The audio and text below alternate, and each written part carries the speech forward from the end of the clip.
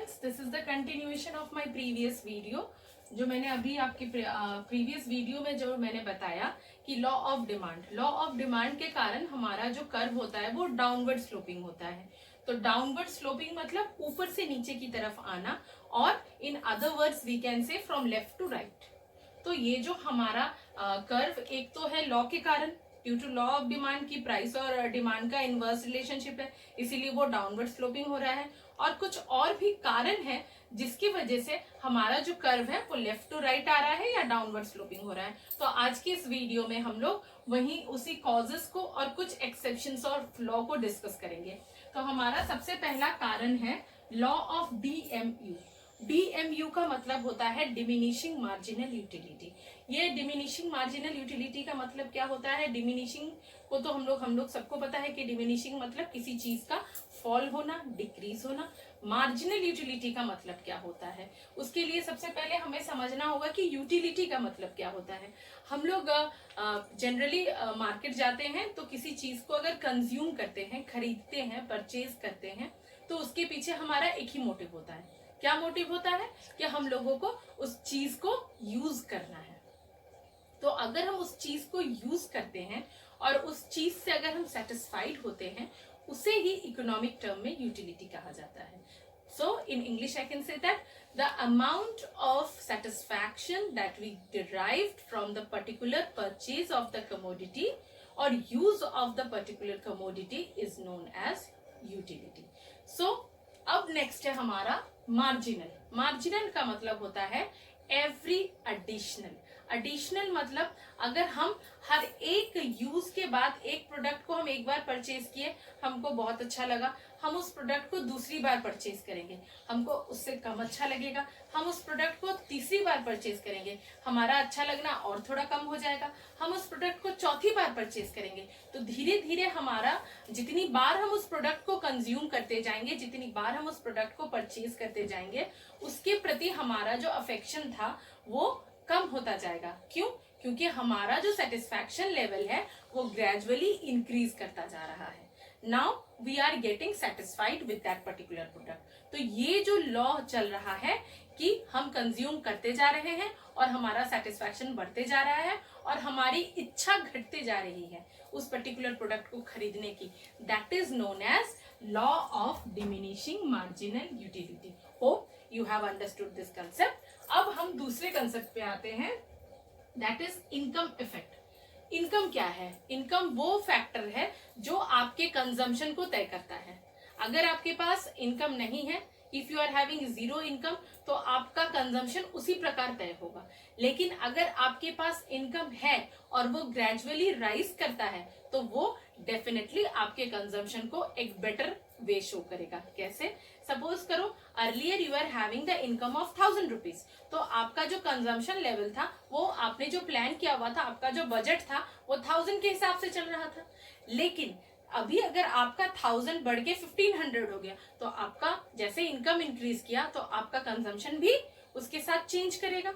यानी इसको हम अगर शॉर्ट में डिस्कस करें या डिस्क्राइब करें तो it will be like this: as there will be enhancement in the income, there will be enhancement in the consumption also.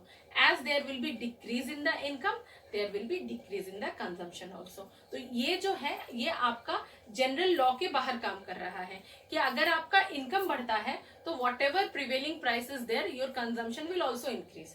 लेकिन अगर आपका इनकम घटता है तो आपका प्रिवेलिंग प्राइस के हिसाब से आपका कंजम्पशन डिक्रीज करेगा। इसको एक दूसरा एग्जाम्पल पे ले जाते हैं। सपोज कीजिए your income has increased and your price has been decreased, तो आपका क्या होगा कि कमोडिटी परचेज का जो क्वांटिटी है वो और बढ़ जाएगा, your quantity demanded will increase. उसी प्रकार उसको वाइस वर्सा कीजिए कि आपका इनकम बढ़ा, साथ ही साथ आपका प्राइस भी बढ़ गया, तो ऑटोमेटिकली क्या होगा कि आप उतने लेवल पे उस कमोडिटी को कंज्यूम नहीं कर पाएंगे, या फिर आपका इनकम डिक्रीज हो गया उस रेशियो में, तो कमोडिटी का प्राइस आपके लिए हाइपर हो गया, ज्यादा हो गया, तो जाहिर सी बात है कि आप कमोडिटी को परचेज नहीं कर सकते हैं।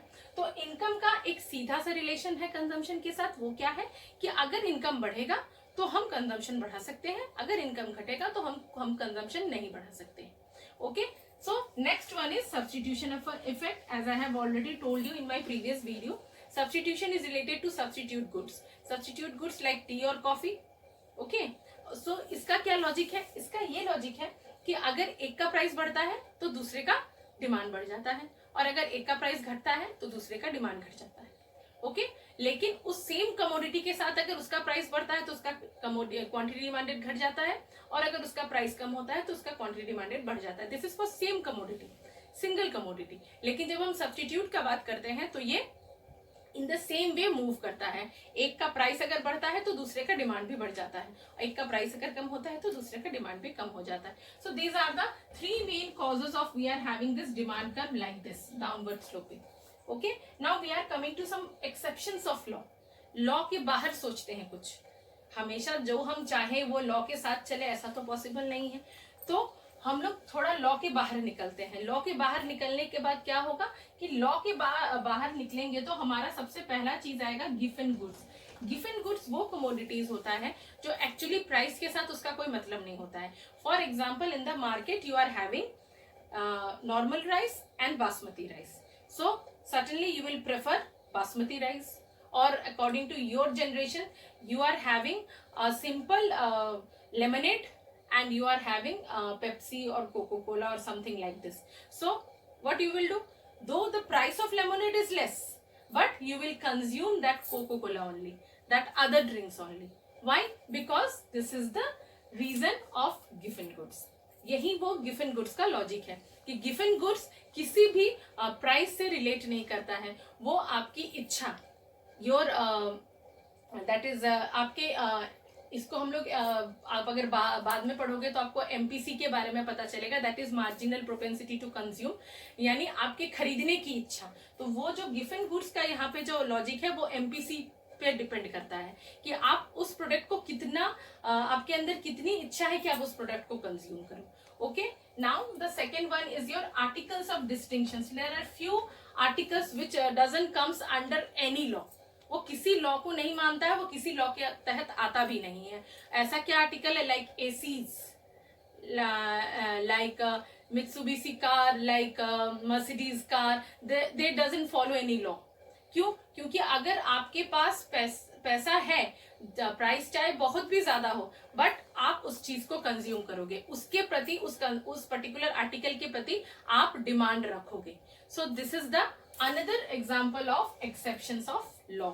And the next one is ignorance. Sometimes you don't know about the product. कभी कभी आपको प्रोडक्ट के बारे में पता नहीं होता है और आपको लगता है कि अगर हम इसको ज्यादा दाम, जो प्रोडक्ट ज्यादा दाम पे बिक रहा है वो आप ज्यादा इगरली खरीदते हो, परचेज करते हो. क्यों? क्योंकि ये कॉमन सा हमारे अंदर बिलीफ रहता है कि जो कॉस्टली होता है, जो महंगा होता है, वही बेटर होता है. You know about brand power. हम लोग ब्रांड के पीछे भागते हैं. जूता अगर हम लोग 200 रुपीज का खरीदेंगे शूज तो भी वो शूज ही होगा, और अगर हम लोग नाइकी एडिडास का शूज परचेज करेंगे तो भी वो शूज ही रहेगा. लेकिन हम लोग का ये बिलीव है कि ज्यादा दाम से अगर हम परचेज करते हैं तो that is the superb quality product. So this is an example of ignorance. Sometime we know that we can be satisfied with local commodities, but still we run behind the brands. So this is an example of ignorance. And the last one is loss of faith in quality. Sometimes if you are not having any faith on a particular quality of product, so what happen? Whatever price it will be, you will continue your consumption with that commodity. उससे आपका price, उसका price ऊपर हुआ या नीचे हुआ, increase हुआ, decrease हुआ, उससे डिमांड पे कोई असर नहीं पड़ता है. So hope you have understood this concepts nicely.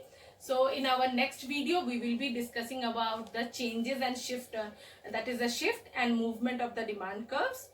So thank you everyone for watching. So do like, share and subscribe my channel.